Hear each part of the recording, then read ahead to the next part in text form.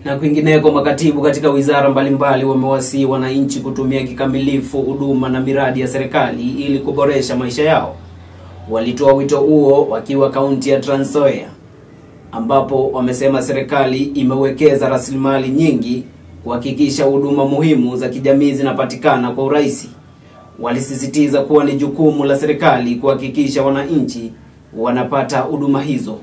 Wamesema yeyote ambaye anatoa kwa ajili ya kazi ya mikono kwa ofisi yako, kwa ofisi yangu, kwamba Mungu ametuweka hapa ili tuwe ambaye yeye alituumba kwa mfano wake. Lipe pesa, afadhali tukuchangie kulipa pesa ya SHA.